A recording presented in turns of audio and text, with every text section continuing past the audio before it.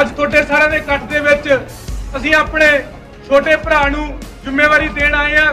दोस्तों, हमारे देश में कई खतरनाक गैंगस्टर आए और गए, लेकिन आज हम एक ऐसे गैंगस्टर की बात करेंगे जिसने सरकार को भी हिलाकर रख दिया है। कौन है यह गुंडा जिसने उत्तर प्रदेश में भी अपनी दहशत फैलाने की कोशिश की है? आज हम इसी सवाल का जवाब ढूंढेंगे। इस वीडियो में हम आपको उस गैंगस्टर के बारे में बताएंगे जिसने अपनी गुंडागर्दी से पूरे देश में खौफ पैदा कर दिया है।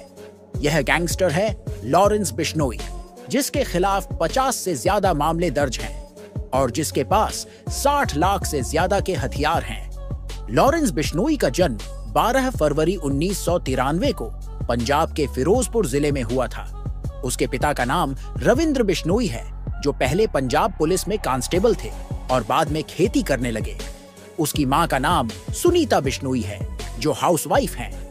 लॉरेंस का एक भाई भी है जिसका नाम अनमोल बिश्नोई है और वह बॉक्सर है।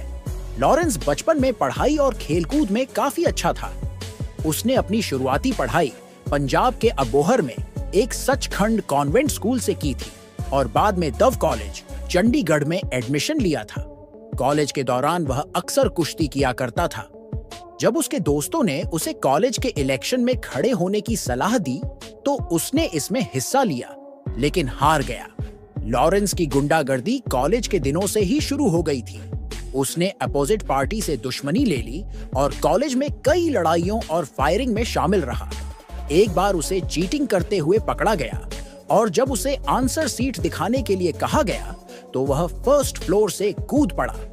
इसके बाद 2011 में उसे पहली बार गिरफ्तार किया गया और यहीं से उसकी अपराधों की दुनिया में एंट्री हुई।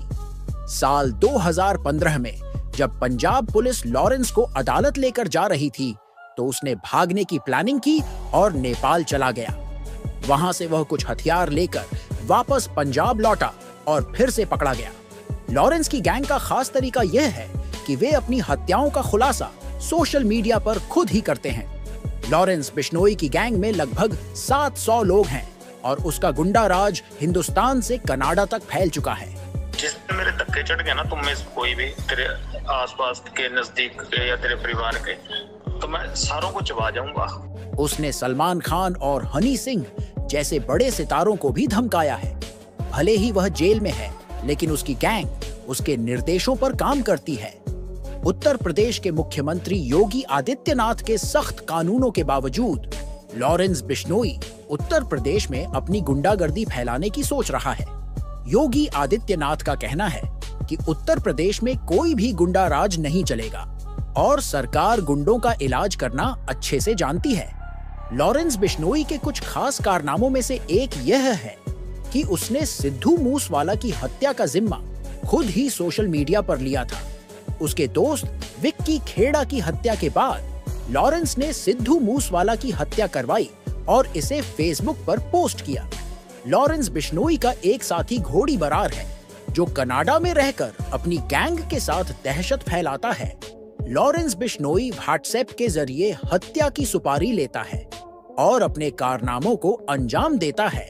सरकार की रिपोर्ट्स के अनुसार कनाडा और पाकिस्तान के आतंकी लॉरेंस बिश्नोई जैसे गैंगस्टरों के साथ मिलकर भारत में हथियारों की तस्करी कर रहे हैं। यह हथियार पुलिस और सैनिकों पर हमले और बम धमाकों के लिए इस्तेमाल हो रहे हैं। सरकार अब लॉरेंस बिश्नोई और उसके जैसे अन्य गैंगस्टरों को उत्तर भारत की जेलों से निकालकर अंडमान निकोबार की जेलों में भेजने की योजना बना रही है, ताकि वे वहां से भाग न सकें और समाज से पूरी तरह अलग हो जाएं। लॉरेंस बिश्नोई के गैंगस्टर बनने की कहानी सिर्फ एक अपराधी की कहानी नहीं है, यह उस व्यवस्था की भी कहानी है जिसने उसे जन्म दिया। कैसे एक होनहार छात्र और खिलाड़ी ने अपराध की दुनिया में कदम रखा और एक खूंखार गैंगस्टर बन गया, यह जानना बेहद महत्वपूर्ण है। यह कहानी हमें सोचने पर मजबूर करती है कि आखिर कौन से हालात और परिस्थितियां एक इंसान को अपराध की दुनिया में धकेलती हैं। लॉरेंस बिश्नोई का जन्म एक सामान्य परिवार में हुआ था। उसका बचपन आम बच्चों की तरह ही बीता, लेकिन कॉलेज के दिनों में जब उसने छात्र राजनीति में कदम रखा तो उसकी जिंदगी ने एक अलग मोड़ ले लिया। छात्र राजनीति में हार ने उसके मन में एक गहरी छाप छोड़ी और उसने अपनी पहचान बनाने के लिए हिंसा का सहारा लिया। उसने अपने विरोधियों को डराने और अपने वर्चस्व को स्थापित करने के लिए गुंडागर्दी का रास्ता अपनाया।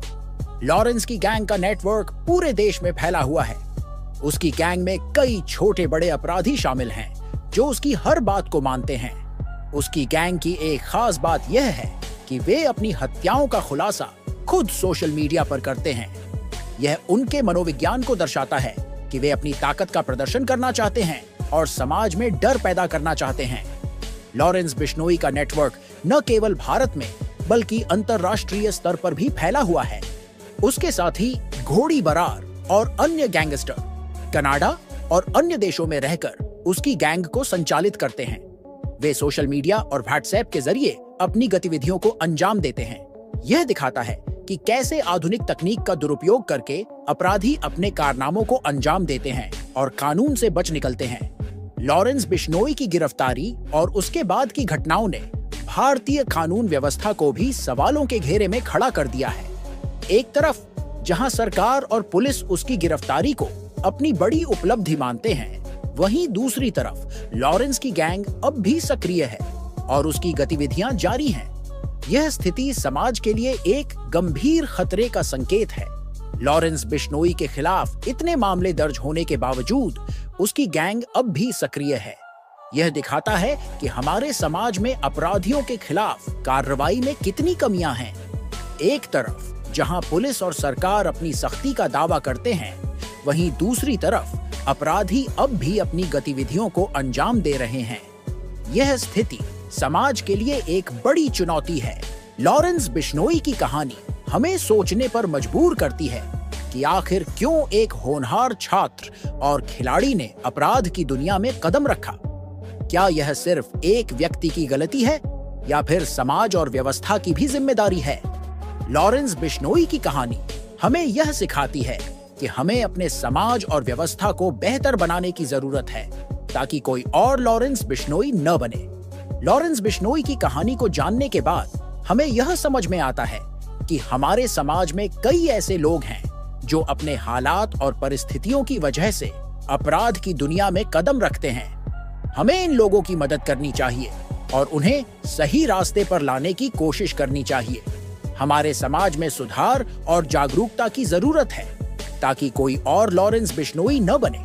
क्या लॉरेंस बिश्नोई उत्तर प्रदेश में अपनी दहशत फैला पाएगा या नहीं, यह समय ही बताएगा।